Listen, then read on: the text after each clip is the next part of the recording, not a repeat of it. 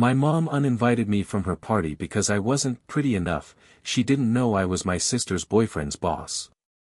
I never thought I'd be the kind of person who cried over a birthday invitation, but here I was, curled up on my couch with mascara smudged and my mom's words echoing in my head like a cruel chorus.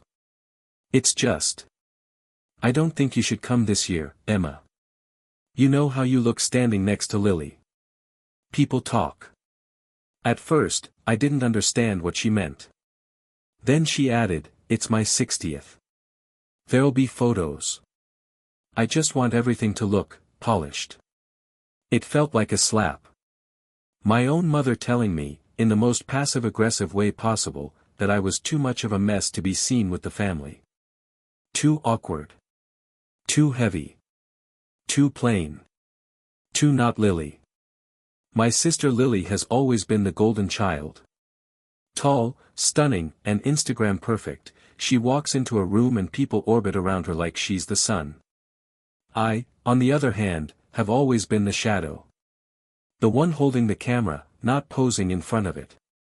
I used to think it was in my head, that I was just imagining the comparisons. But hearing my mother confirm it, it crushed me in a way I didn't even know was possible. I didn't text back. I just sat there, staring at the invite she had sent 2 weeks earlier, now made meaningless by that call. She uninvited me. Not because we fought, not because I'd done something wrong. But because I wasn't pretty enough to stand next to my sister in family photos. I decided right then, I wasn't going to cry over people who didn't want me around. But I wasn't going to disappear either. I didn't show up, obviously. I spent the evening at home, scrolling through Instagram with a pit in my stomach. My sister had already posted a filtered story of the party, her in a sleek emerald dress, our mom beaming beside her, guests clinking champagne glasses, fairy lights twinkling overhead. I hated how much it hurt. Not just being excluded, but knowing they didn't even miss me. No one had called. No one had asked where I was. I was just erased. But something changed the next morning. I woke up to a text from my cousin Rachel, one of the few family members who'd always treated me like a real person. "Hey, what the hell happened? Your mom said you chose not to come. But I overheard her telling Aunt Denise you weren't fit for pictures. I'm so sorry, Emma. That was brutal." The tears came back, but this time they weren't from sadness. They were from rage. My mom hadn't just uninvited me, she'd lied about it. Spun a whole story to make me look selfish. Like I was the one who didn't care. I stared at that message for a long time before replying, "Thanks for telling me." I didn't want drama. But I also didn't want to be humiliated. Rachel didn't hold back. "Emma," she humiliated herself. "You should have seen people's faces when she made that comment about Lily being the photogenic one. It was gross." Something shifted inside me. A sense of clarity. Maybe I wasn't the embarrassment in the family after all. Later that day, I got a call from my Aunt Denise, the same one my mom had been gossiping with. I almost let it go to voicemail, but curiosity got the better of me. "Emma," she started, her tone soft and weirdly formal. "I just wanted to say I missed seeing you at the party." "Did you?" I asked, maybe a little too blunt. She paused. "I did. And I heard what happened. I think your mom let her obsession with appearances get the best of her. It wasn't right." I didn't say anything. What was there to say? That I'd spent my childhood listening to her and my mom joke about my baby fat and awkward phase that apparently never ended? "I'm not calling to make excuses," she said. "Just, don't let this make you smaller. You've always been the most grounded one in this family." That caught me off guard. After I hung up, I sat at my desk and opened a folder of photos I'd taken on my own little getaway last month, nothing fancy, just a solo trip to a lakeside cabin. I hadn't posted any of them. I didn't think anyone would care. But now. I uploaded a carousel to Instagram with a simple caption, sometimes peace looks like distance. Within an hour, I got a like from Lily. Then a comment, wish I was there instead of at that fake party.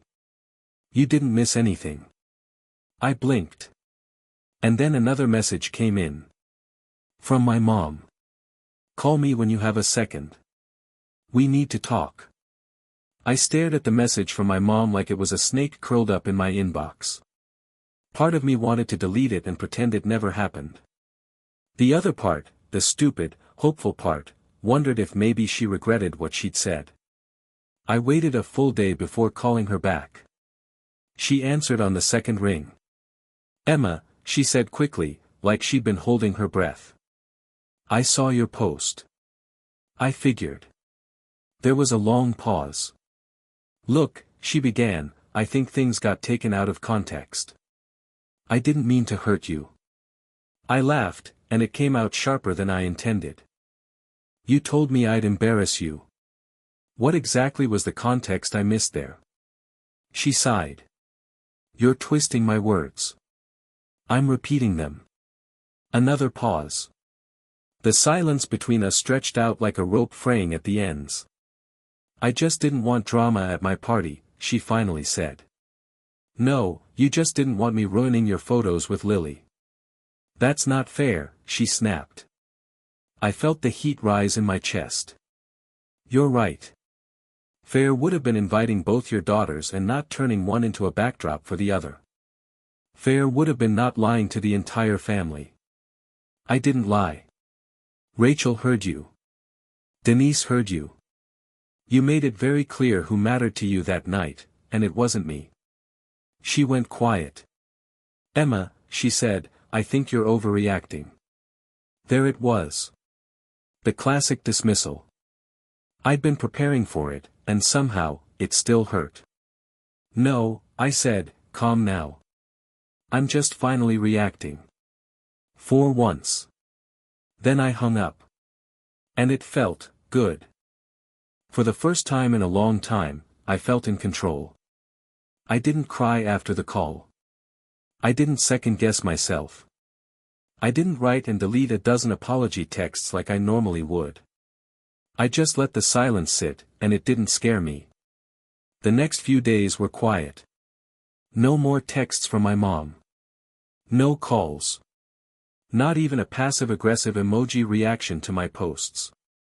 I half expected Lily to reach out again, but she didn't. Maybe she was caught in the crossfire. Maybe she didn't want to choose sides. Or maybe she'd finally started seeing how messed up things really were. Then, a week later, I got a package. No return address, just my name in my mom's handwriting. Inside was a photo album. One of those fancy leather-bound ones she used to keep when we were kids. I opened it cautiously. The first photo was of me. Just me. I was maybe 8 years old, sitting on the grass with a wild grin and messy pigtails, my jeans stained from crawling around in the garden. I flipped through page after page, birthday parties, school plays, beach trips, all photos of me. Some with Lily, some with our dad before the divorce, but always with me in the center. At the back was a note, you were never a backdrop. I just forgot how to show it. I'm sorry. My hands trembled. I didn't know if it changed anything. I didn't know if it made up for the things she said. But I also didn't know how long I'd waited to hear something even close to that. I closed the album and sat in silence. Healing doesn't always look like an apology. Sometimes, it's just a picture you forgot existed, and the reminder that maybe you mattered more than you were told. I didn't call her right away. I needed time to process everything, the rejection, the rage, the regret that settled into my chest like dust. But more than anything, I needed to decide what I wanted. Not what would make her feel better. Not what would smooth things over for the family. Just what I needed to feel whole again. A few days later, I picked up my phone and called Lily. She answered with a cautious, "Hey. I got the photo album," I said. She let out a breath. I told her to send it. I found it in the attic. Figured you deserved to see it. I was stunned. You did that? She messed up, Lily said simply. But I've messed up too. I let her pit us against each other for years, and I never stood up for you. I'm sorry. I didn't expect that either. But this time, the tears that welled up weren't heavy. They were warm. Thanks, I whispered. That means more than you know. We talked for over an hour. About childhood, about how weirdly broken our family was, about how hard it is to unlearn years of quiet competition. We didn't fix everything, but we started something better, honesty. Later that evening, I called my mom. It wasn't some dramatic confrontation. Just a conversation. I told her I wasn't ready to pretend everything was fine, but I was open to healing, if she was willing to meet me halfway. To my surprise, she said yes. And for the first time, it didn't feel like I was chasing her approval. I was building my peace. I've learned something through all this: sometimes, the people who hurt you most are the ones you crave love from the deepest. But you don't need their validation to be enough. You already are. It's been 3 months since the birthday. My relationship with my mom is complicated, but no longer painful in the same way. She tries now. Not perfectly, not always gracefully, but I can see the effort. She asks questions instead of making assumptions. She tells me she loves me without adding critiques right after. That alone feels like a small miracle. Lily and I have gotten closer too. We text almost every day, not just the curated perfection she used to share online, but real stuff. Bad dates. Career burnout. Family gossip. For the first time in our lives, it feels like we're on the same team instead of silently competing for our mom's approval. As for me, I started therapy. I joined a photography class. I even posted one of my self-portraits online, no filters, no makeup, just me standing by the lake, wind in my hair, laughing at something no one else could see. It didn't go viral. It didn't need to.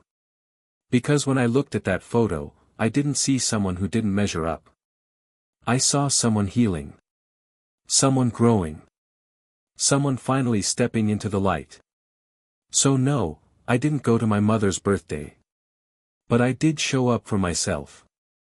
And that was the beginning of everything. That a week ago, I got invited to another family gathering, my cousin's baby shower this time.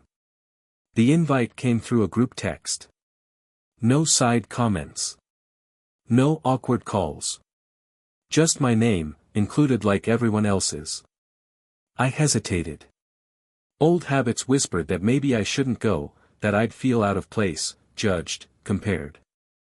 But then I reminded myself, I wasn't the same girl who sat crying on her couch months ago. So I went. And it was fine. No dramatic moments. No icy glances. My mom greeted me with a long, nervous hug. Lily saved me a seat beside her and cracked jokes the whole time. My Aunt Denise whispered, "You look radiant, Emma," with that proud glimmer in her eyes. But the real shift came when a family friend I barely knew leaned over and said, "You seem different. Happier." I smiled. I am. That night, I went home and looked at myself in the mirror, not picking myself apart, not trying to shrink into some version that might be more acceptable. Just me. The girl they tried to dim. And the woman who refused to stay invisible. A few days after the baby shower, my mom called again. This time, her voice didn't sound defensive or rehearsed. It sounded small. Real. "I've been thinking a lot," she said. "About everything. About how I treated you. And I know saying sorry doesn't erase it." I stayed quiet. But I also know I've spent too many years trying to create this perfect image of our family, like if it looked right on the outside, then it was right. And in the process, I made you feel like you were never enough. I hate that, Emma. I hate that I did that to you. My throat tightened, but I kept listening. I was wrong. About everything. About what really matters. And I want to learn. If you'll let me. It wasn't the teary movie-style apology I used to fantasize about. It was clumsy. Raw. But it was the most honest thing I'd ever heard from her. I finally replied, "You hurt me. Deeply. And it'll take time. But this? This is a start." We talked for another hour. About childhood. About things we never said out loud. About where we go from here. When we hung up, I didn't feel fixed. But I did feel free. Because the version of me that always kept the peace, always made herself smaller to fit someone else's frame, she was gone. I wasn't shrinking anymore. A few weeks later, I visited my mom. It wasn't a grand reunion. No dramatic music or emotional monologues. Just two women in a quiet kitchen, peeling oranges and learning how to exist without resentment sitting between us. She showed me new family photos, unfiltered, a little messy, more real. And for the first time, there wasn't a single comment about my appearance. Just stories. Laughter. Shared moments. At one point, she pulled out an old photo of me and Lily in the backyard, both of us covered in mud, holding up a worm like it was a trophy. She laughed. "You were always the brave one." I smiled. I just got tired of pretending I wasn't. That night, I left her house feeling something I hadn't felt in a long time, peace. I no longer needed to fit someone else's idea of who I should be. I didn't need a perfect picture. I just needed the truth. And the truth is, being excluded from that birthday party was the best gift she never meant to give me.